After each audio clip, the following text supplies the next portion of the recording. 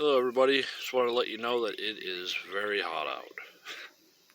And I guess I know that now because I just was over here at the urban lot cutting the grass. And it's extremely hot, which kind of goes into what I wanted to talk about was these pear trees that I have. So I'm going to show you the 4 that I have here.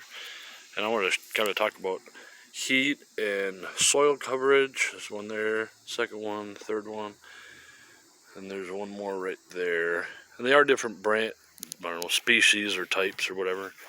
And these I planted last fall.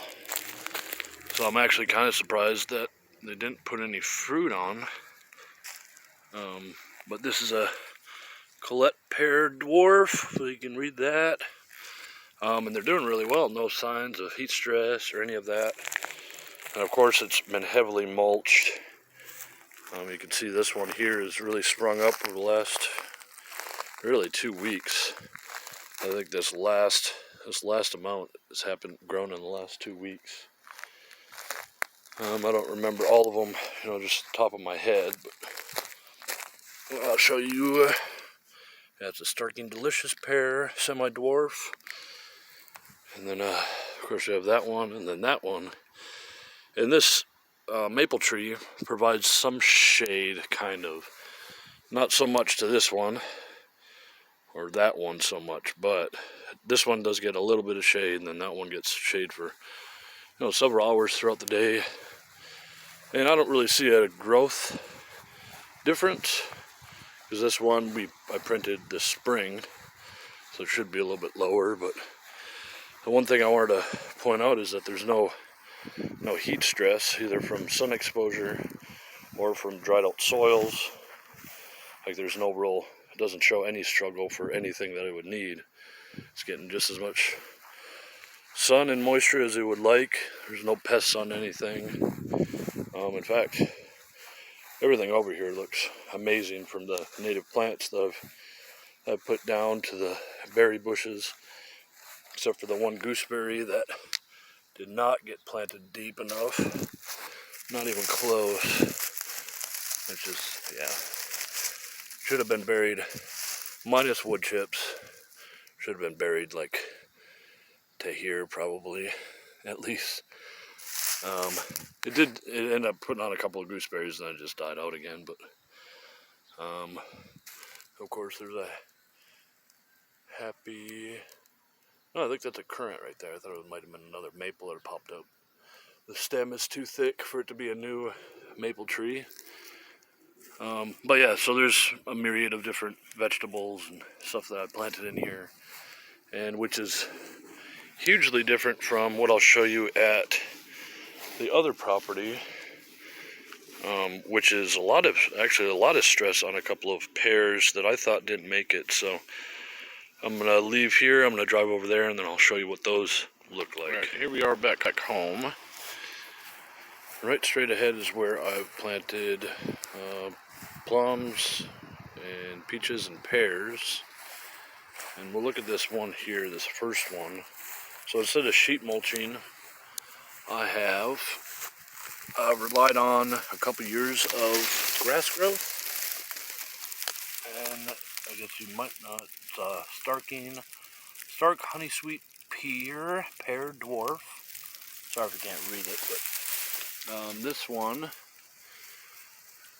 has been doing okay. It does have some brown spots, and this is probably up until this point, it's probably been the best one. But this was planted along with these next 2 that I'll show you this spring.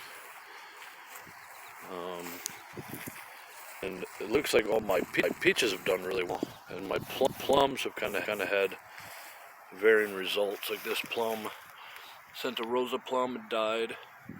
It might regrow, but this pear here, I was worried about a little bit.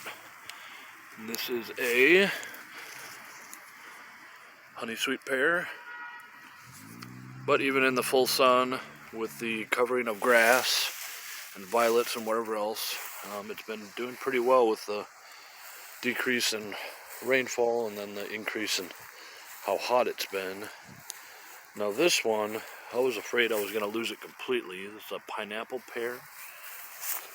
And obviously it's a bigger tree, it's a standard size. And I was afraid that this was going to die, but just over the last 3 days, it has put on a lot of new growth. Which is, you can see here, brand new leaves are forming.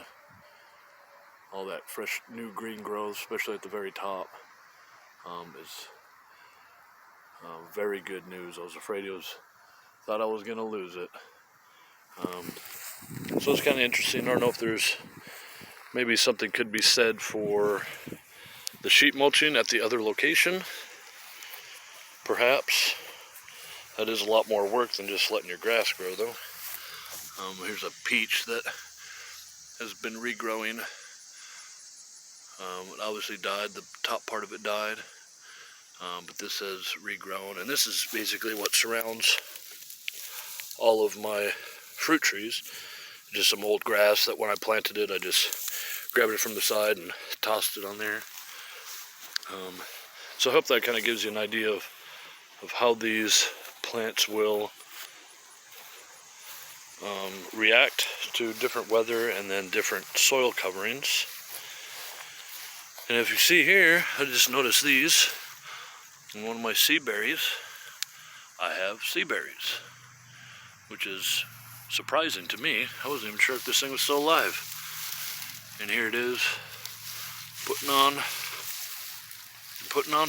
I gotta get back inside, get some homework done. But I hope you have pear trees of your own. And you get to see kind of what the difference is. And even though everything's in full sun, there is a difference between some sort of soil covering with old grasses and whatnot, and the difference between very thick mulch. So if you have an opportunity to use a ground cover, definitely do it.